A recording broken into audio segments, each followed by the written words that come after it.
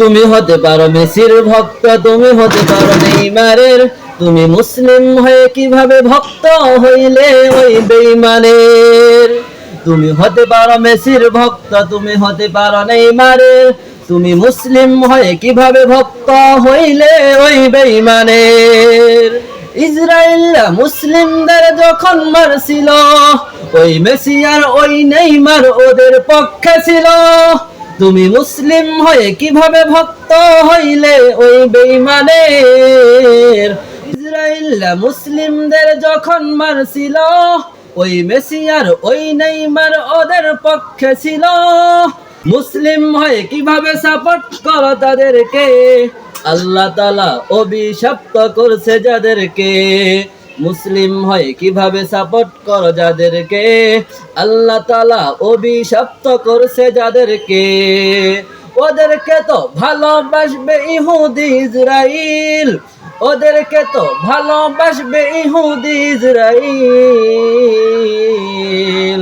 তোমার সাথে ওই বেঈমানদের থাকবে কেন মিল, থাকবে কেন মিল। তোমার সাথে ওই বেঈমানদের থাকবে কেন মিল, থাকবে কেন মিল।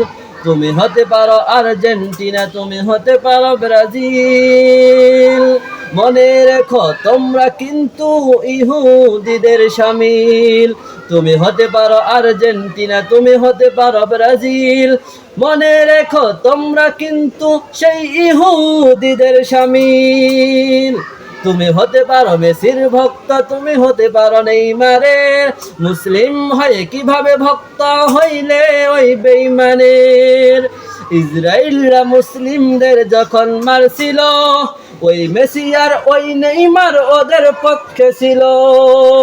ইসরায়েলরা মুসলিমদের যখন মারছিল, ওই মেসি আর ওই নেইমার ওদের পক্ষে ছিল। মুসলিম হয়ে কিভাবে সাপোর্ট করা তাদেরকে, আল্লাহ তাআলা অভিশপ্ত করছে যাদেরকে।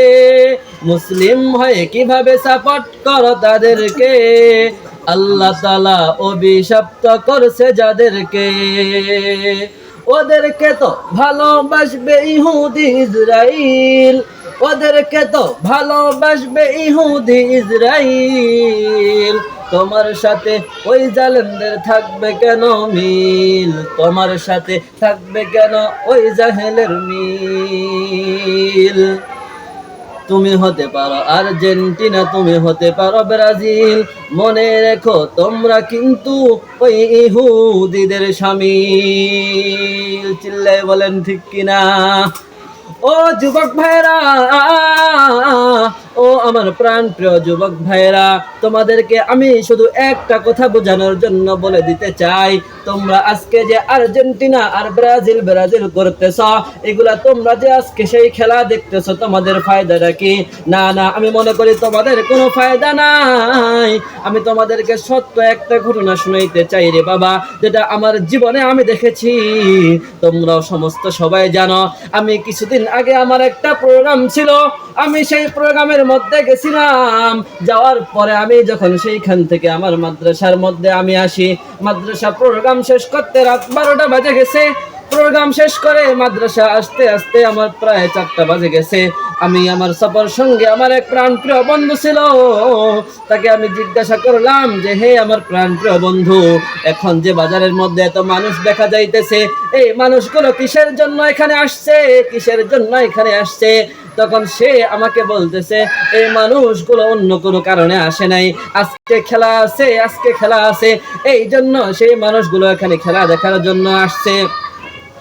তো আমি তোমাদেরকে এতটুকু কথা বলতে চাই যে আর্জেন্টিনা আর ব্রাজিলের খেলা দেখার জন্য তোমরা দেশে ফজরের আগ মুহূর্তে তোমরা খেলা দেখতে আসো, কিন্তু আল্লাহ রাব্বুল আলামিন যে কোরআন শরীফের মধ্যে আয়াত বলে দিয়েছেন, কুল্লু নাফসিন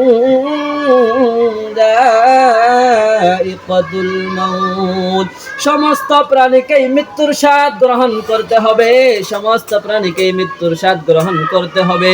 এখন আমি তোমাদেরকে শুধু একটা কথা বোঝানোর জন্য বলতে চাই, যে তুমি যে আর্জেন্টিনা আর ব্রাজিলের খেলা দেখার জন্য সেই ফজরের আগে ঘুম থেকে উঠতে পারো, তাহলে আল্লাহ রাব্বুল আলামিন তোমাকে যে সেই ফজরের নামাজটা পড়ার জন্য পুরো বছর মুয়াজ্জিনের মাধ্যমে তোমাকে ডাকে, তখন তো তুমি সেই আল্লাহ রাব্বুল আলামিনের নামাজ পড়ার জন্য তুমি ওঠো না।